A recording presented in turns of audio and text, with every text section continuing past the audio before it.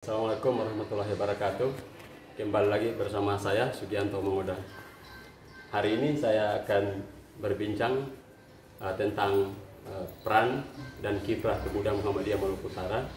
Dan di sini telah hadir bersama saya adalah Ketua Pimpinan Wilayah Pemuda Muhammadiyah Maluku Utara, Pak Ujan Pina. Apa kabar?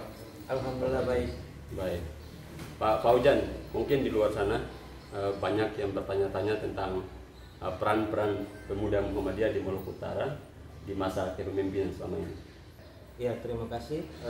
Memang di kepemimpinan kami ini, periode 2018-2022 itu banyak hal yang perlu kami lakukan dan kami benahi, baik itu di internal maupun di eksternal.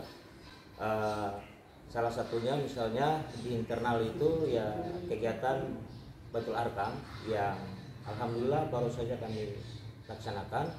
Sementara di eksternal itu berbagai macam isu-isu strategis yang juga kami telah melaksanakan dan ada juga kami sudah agendakan sehingga sebelum kepengurusan ini selesai, insya Allah bisa dilaksanakan.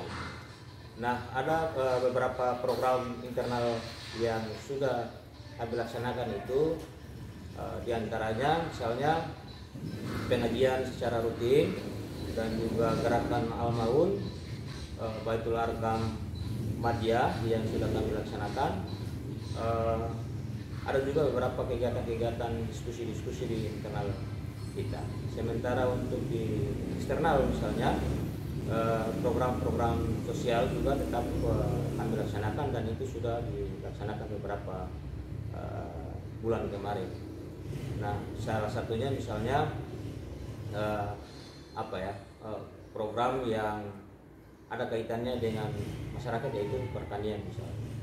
Ada beberapa program yang telah kami agendakan, misalnya di bidang organisasi memang kita akan selesaikan musyawarah daerah dan pelantikan pimpinan daerah Pemuda Muhammadiyah di 10 kabupaten kota. Saat ini masih tersisa 2 pimpinan daerah Pemuda Muhammadiyah yang belum melaksanakan musda.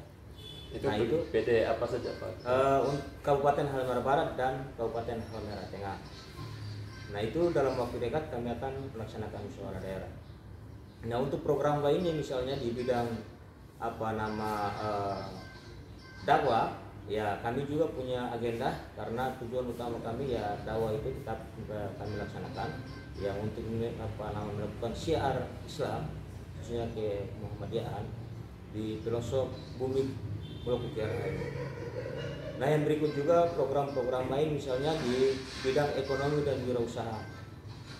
Nah, di bidang ekonomi dan wirausaha ini kami dalam waktu yang mungkin tidak terlalu lama akan melaksanakan launching UMKM milik Pemuda Muhammadiyah sekaligus koperasi. Nah, di bidang lainnya misalnya di bidang Kominfo kita sudah banyak program yang kami laksanakan, yang itu nantinya juga salah satunya dalam waktu dekat kita akan launching, yaitu berupa websitenya Pimpinan Wilayah Pemuda Muhammadiyah. Nah, di bidang seni, budaya dan olahraga, pariwisata dalam diagendakan itu insya Allah kalau tidak ada halangan di bulan September kita akan melakukan pemutaran film, yaitu Jejak 2 Langkah Ulama.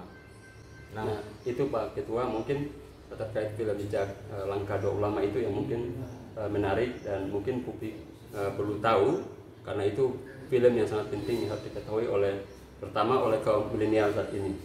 Kira-kira seperti apa bisa ceritakan tentang film Jejak Langkah 2 Ulama di Indonesia? Memang film ini dibuat oleh Lembaga Seni Muhammadiyah. Nah, jadi saat ini sudah mulai beredar atau diputar di berbagai bioskop di tanah air, dan kita di Maluku Utara itu belum pernah diputar. Untuk itu kita agendakan, kita programkan akan melakukan pemutaran itu. Nah, intinya dari film itu adalah perjalanan dari 2 kiai besar yang mendirikan organisasi terbesar di Indonesia, yaitu Muhammadiyah dan Nahdlatul Ulama. Nah, inilah kami di Pemuda ini mengajak sebenarnya bukan hanya warga Muhammadiyah dan warga NU, tapi ke publik, masyarakat umum, masyarakat Maluku Utara untuk bisa mengikuti bagaimana perjalanan mereka dari awal hingga terbentuknya kedua organisasi ini. Yang saat ini kita kenal memang organisasi yang paling besar di NKRI. Baik, Pak Ketua, film itu mungkin akan dinanti-nantikan oleh masyarakat Maluku Utara dan lebih khusus masyarakat Kota Ternate ya. Kira-kira mungkin kapan bisa dilakukan pemutaran itu, supaya mungkin publik ketika mendengar, oh iya mereka mungkin akan menunggu kapan kepastian waktunya. Iya, jadwal pemutaran film itu sudah diagendakan dan diputuskan dalam rapat wilayah.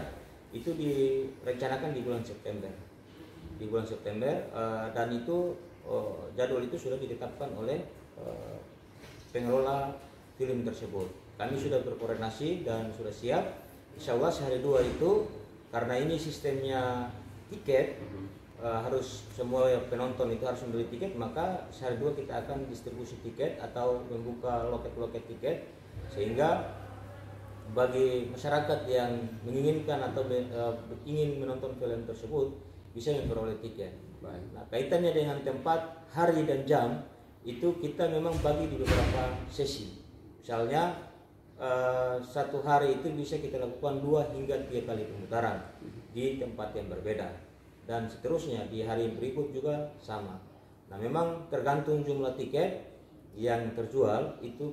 Kalau misalnya jumlah tiketnya banyak yang terjual, maka kita bisa buat 2 atau 3 hari atau 2 sampai dengan 3 sesi dalam sehari.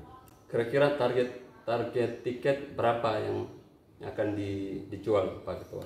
Ya, untuk target tiket sendiri kami targetkan itu sebanyak 2.000 tiket. 2.000 tiket. Nah, 2.000 tiket. Toh itu mungkin tidak lagi lebih. Jadi kita batasi di angka 2.000, maksimalnya 2.000, dengan jumlah masyarakat yang ada di Kota Ternate khususnya dan beberapa kabupaten kota yang berada di berdekatan dengan Kota Ternate. Itu saya rasa cukup untuk bisa dimiliki oleh penonton nanti. Itu, dan kita juga untuk saat ini, untuk sementara ini kita mungkin baru putuskan fokus pemutaran film itu baru di Kota Ternate. Baik.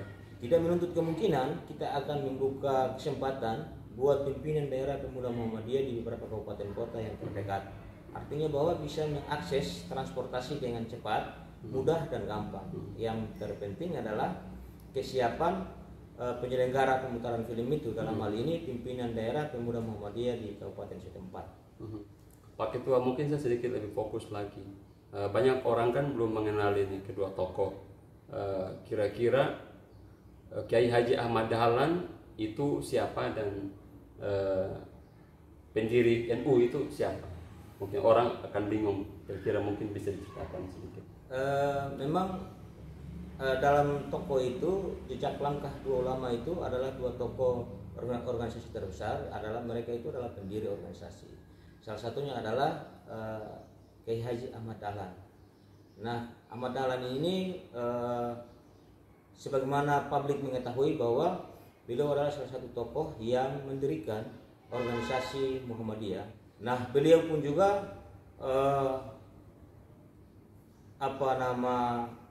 salah satu tokoh Muhammadiyah yang masuk juga sebagai tokoh nasional, tokoh pahlawan nasional.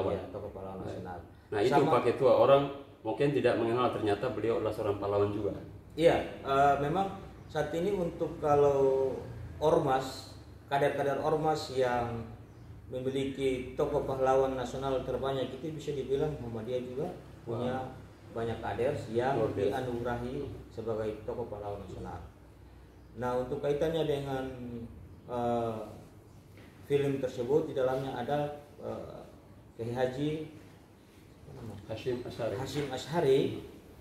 Juga beliau dikenal sebagai seorang tokoh yang sangat luar biasa dan sangat populer, karena beliau juga banyak jasa yang luar biasa terhadap negara ini.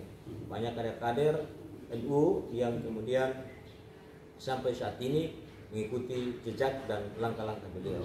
Alhamdulillah atas jeripayah beliau dan juga Kiai Haji Ahmad Dahlan, sehingga organisasi itu masih ada sampai saat ini.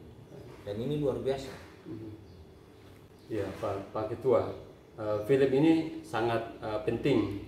Mungkin publik sedikit sudah punya gambaran tentang rencana pemutaran film itu, dan semoga saja publik bisa dapat menonton film tersebut, dan terutama anak-anak generasi milenial.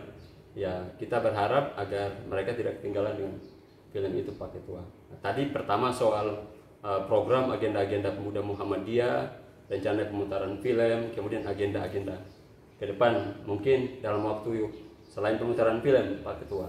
Ya, dalam agenda terdekat ini setelah melaksanakan Baitul Arkam pimpinan dan rapat kerja hari ini, itu kedepannya kita sudah merencanakan agenda kita full hingga dari Juli sampai pertengahan Agustus atau akhir Agustus nanti.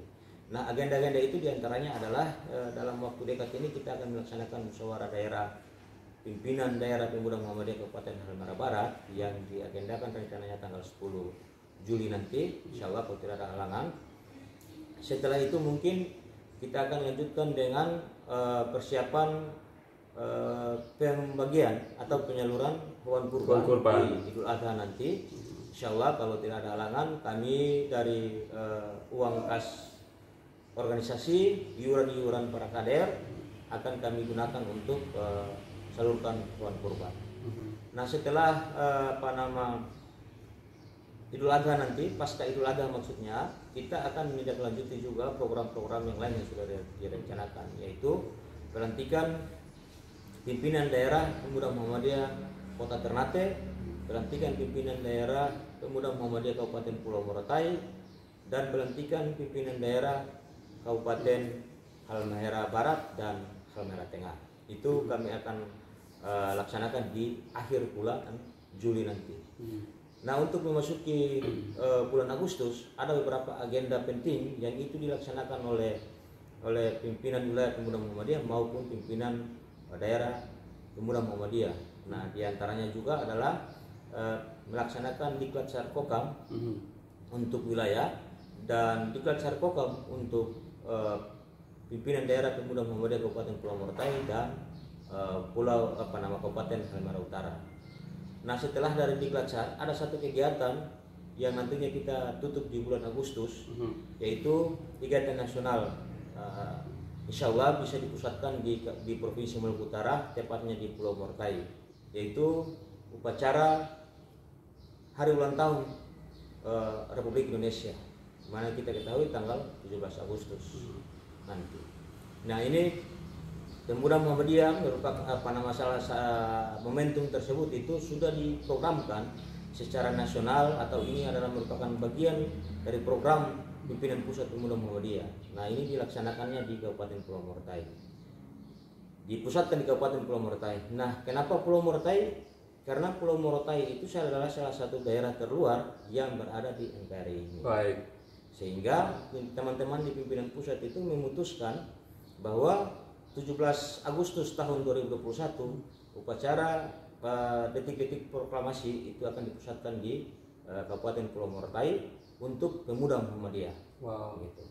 Berarti istimewa sekali, Pak. Ya, istimewa sekali. Dan memang ini adalah hasil permintaan juga dari teman-teman pimpinan pusat kaitannya dengan kegiatan atau agenda ini. Nah, selain kenapa Morotai dan kenapa harus Morotai itu masuk salah satu pulau terluar, selain itu juga di Morotai sana juga bisa kita tahu bahwa ada beberapa keunggulan yang dimiliki juga sama dengan daerah-daerah lain di Provinsi Maluku Utara maupun di Indonesia. Misalnya pariwisatanya yang luar biasa. Tapi bukan soal pariwisata sebenarnya konsep yang kita bangun. Ini soal toleransi yang sangat tinggi di Kabupaten Pulau Morotai. Ini karena tidak ada sekat-sekat antara masyarakat di sana. Itulah menjadi pilihan pimpinan pusat yang menetapkan Kabupaten Pulau Morotai sebagai tuan rumah pelaksanaan upacara detik-detik proklamasi nanti yang dilaksanakan oleh pemuda Muhammadiyah. Nah, memang berdasarkan informasi yang saya terima, kemungkinan besar untuk secara nasional itu dipusatkan di 3 kabupaten yang terluar.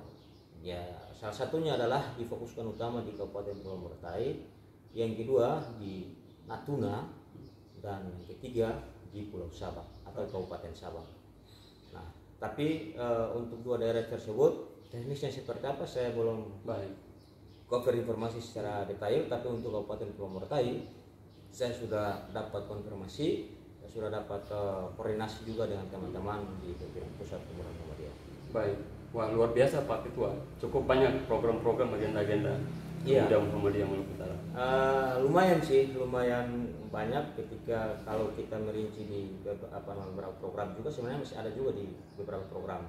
Nah, memang periode kita hanya sampai di 2022.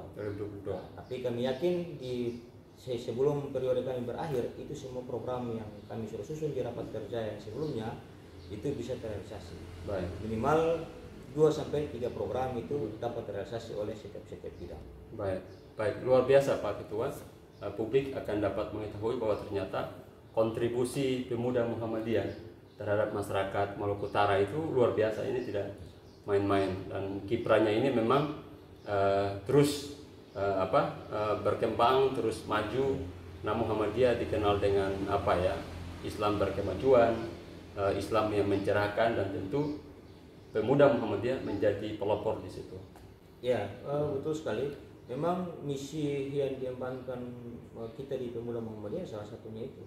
Kita tetap menggaungkan atau menyerekan tentang syiar-syiar Muhammadiyah di tadi yang saya sampaikan di Maluku daerah ini, di Maluku atau di Maluku Utara ini, sehingga benar-benar bisa dirasakan, diketahui oleh masyarakat Maluku Utara minimal. Minimal itu mereka tahu bahwa Muhammadiyah itu apa, gitu, dan selama peran dan fungsi Muhammadiyah itu seperti apa. Baik. Nah, itu kami juga akan mengambil bagian atau mengambil peran sedikit kaitannya dengan hal tersebut. Ya, tapi kami juga akan terus berkoordinasi dengan para senior, para ayahanda dan tanda serta ibunda di satu tingkat di atas yang mungkin, atau di senior di luar dari struktur organisasi Muhammadiyah. Baik, menarik sekali Pak Ketua. Ada satu yang mungkin saya bertanya Pak Ketua, karena Pak Ketua selain sebagai Ketua Pemuda Muhammadiyah juga sebagai kulit tinta itu Pak Ketua, aktivitasnya itu yang luar biasa menarik bagi saya. Iya, memang betul. Selain menjabat sebagai Ketua Wilayah Pimpinan, selain menjabat sebagai Ketua Pimpinan Wilayah Pemuda Muhammadiyah Provinsi Maluku Utara, saya juga memang aktivitas kesehariannya adalah sebagai seorang jurnalis. Wah. Alhamdulillah memang ya begitulah, karena merasa tanggung jawab sebagai seorang kader yang kemudian itu dipercayakan kader-kader pemuda di Provinsi Maluku Utara ini untuk menerima jabatan ini, sehingga sebagai kader tentunya siap. Pada prinsipnya kalaupun itu diamanahkan berarti saya siap, dan alhamdulillah itu sudah diamanahkan, sehingga mau tidak mau, suka dan tidak suka, saya tetap melaksanakan apa yang sudah diamanahkan. Pak Ketua ini kan dua aktivitas yang termasuk padat ini, apalagi kegiatan jurnalistik itu sangat padat luar biasa. Ya. Terus sementara di Pemuda Muhammadiyah ini kan Maluku Utara ya skopnya. Bayangkan mengkoordinirkan 10 kabupaten kota, itu bagaimana bisa jalan keduanya Pak Ketua? Ya, memang dari dua tanggung jawab ini ya agak berat sebenarnya. Kenapa berat? Tugas-tugas saya sebagai seorang jurnalis itu tetap jalan, karena tidak mengenal waktu libur. Kapan dan di mana saja kegiatan atau pekerjaan itu tetap dilaksanakan. Yang kedua, di Pemuda Muhammadiyah juga sama. Saat ini berbagai macam program yang harus dilaksanakan. Nah, saya hanya bisa manajemennya waktu untuk mengatur hal-hal tersebut. Nah, misalnya kalaupun memang ada waktu yang kosong di posisi mana, misalnya di Pemuda Muhammadiyah yang kosong, saya bisa luangkan untuk kerja-kerja saya. Begitu pula misalnya ada waktu yang kosong di pekerjaan saya bisa luangkan untuk Pemuda Muhammadiyah. Tapi tentunya di dua tempat ini saya tidak sendiri. Baik, oke. Saya dibantu oleh tim saya, tim work saya. Nah, di Pemuda Muhammadiyah ya ada pengurus. Baik. Dan pengurus ini yang luar biasa yang dapat membantu saya. Baik. Sehingga program itu bisa dilaksanakan. Meskipun saya tidak terlalu full misalnya, tapi bidang-bidang yang orang-orang yang saya tempatkan itu Baik. yang mampu bekerja dan mampu bertanggung jawab sehingga program itu bisa dilaksanakan. Nah, hal yang sama juga di pekerjaan saya. Saya juga punya tim, saya punya teman-teman di redaksi yang bisa melaksanakan tugas-tugas tersebut. Wah, Sehingga alhamdulillah bisa membantu. luar biasa. Ini namanya kepemimpinan yang sukses. Insya Dan kepemimpinan yang sukses, kepemimpinan yang berkontribusi, pemuda Muhammadiyah yang berkontribusi untuk umat, untuk bangsa, dan untuk perserikatan Muhammadiyah. Luar biasa Pak Ketua, terima kasih banyak atas Ya, kesempatan. terima kasih banyak juga atas waktunya. Semoga ini bermanfaat. Baik, amin, amin, amin. Terima kasih banyak sekali lagi Pak Terima Ketua. kasih. Ya, terima kasih juga buat semua pihak yang telah membantu dan mendukung kami di Pemuda Muhammadiyah Provinsi Maluku Utara. Insya Allah kita sama-sama sukses. Amin. Baik, amin ya rabbal alamin. Baik, itu pesan-pesan atau agenda dan kegiatan Pemuda Muhammadiyah Provinsi Maluku Utara yang telah dilaksanakan, dan ke depan mungkin publik menanti-nantikan halnya termasuk pemutaran film Cak Langkah Dua Ulama di Indonesia. Luangkan waktu Anda untuk menonton film tersebut. Terima kasih banyak. Sampai jumpa. Tonton terus di channel saya SA Mangoda. Assalamualaikum warahmatullahi wabarakatuh.